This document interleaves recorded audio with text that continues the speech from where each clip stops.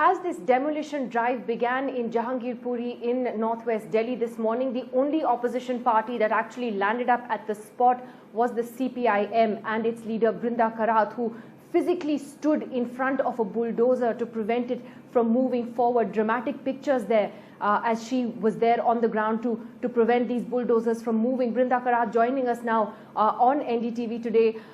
Ms. Karat, thanks for joining us. What was going on when you went there this morning? Because you had a Supreme Court order which was very clear on one hand that these demolitions could not go ahead, and yet it took them a full 2 hours to actually stop it.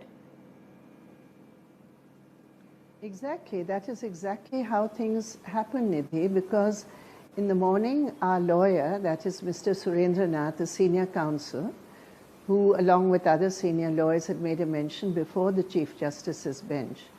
And the Chief Justice had given an order which was to maintain the status quo. And this was quite early in the morning, and our lawyer informed me of that. So I immediately went to Jahangirpuri because I thought by then the bulldozer would have definitely stopped, because it takes some time to reach Jahangirpuri, where it must have reached at about 11:45.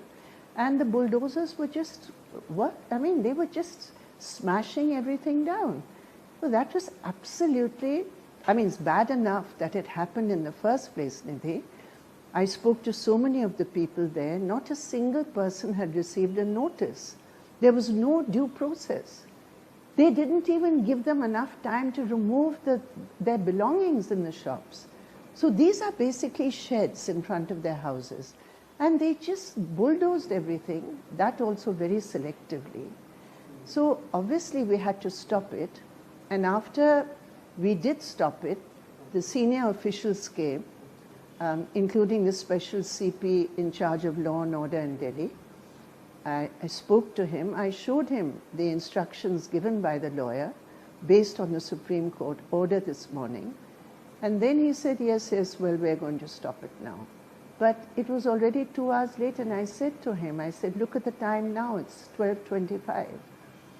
So you really disrespected the Supreme Court. So there are two important sort of implications of this. One is what you just mentioned, which is when an institution like the Supreme Court's orders start being disregarded, that too by a municipal body. What is the messaging that goes out, according to you? First of all, the demolitions were totally illegal.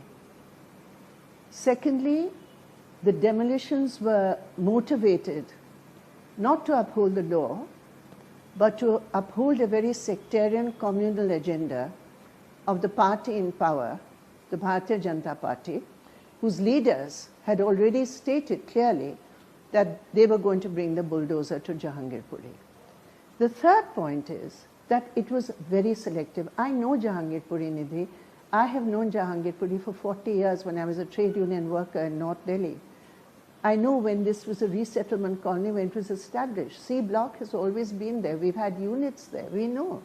They are Bengali-speaking Muslims who live in that area. And there has never been a single incident, not one, of communal violence. Not one in Jahangir. It's never been an issue. And they are poor people. People in every block have small shops. Now, whether they are legal or illegal, they may well be illegal.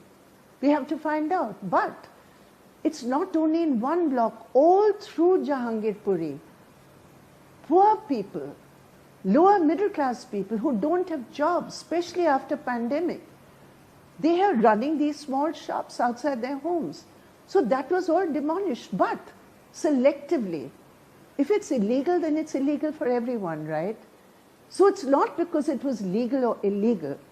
What it was a sectarian political agenda to bully, intimidate, bulldoze a citizen's right. If I'm encroacher, are you not going to give me an opportunity to even hear me?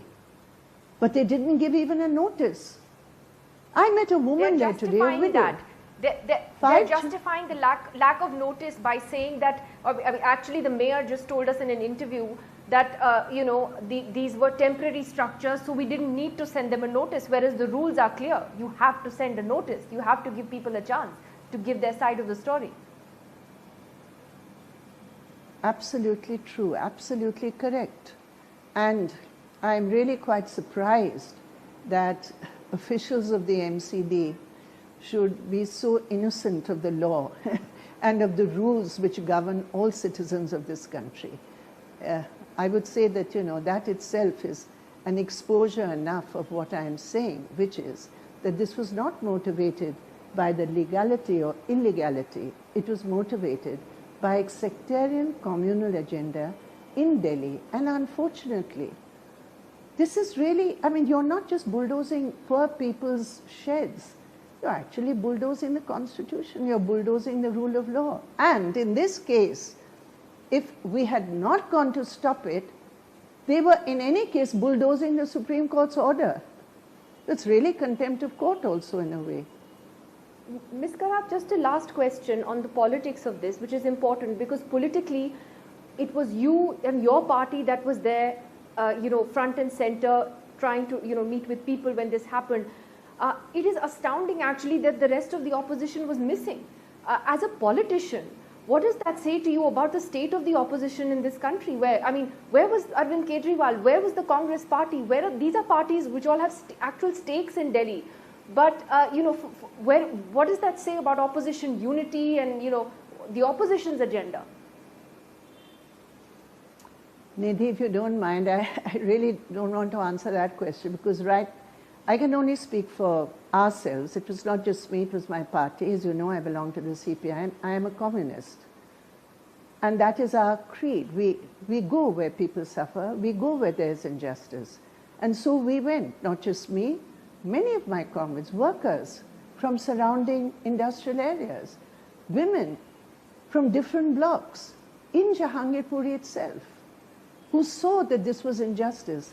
They're not all Muslims, but they're just ordinary folk who know that this is not correct what is happening.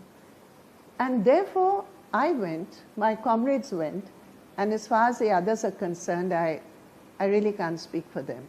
All I can say is that whatever we can do to save the Constitution, to save democratic rights, to save the rights of individual citizens, we'll do whatever we can.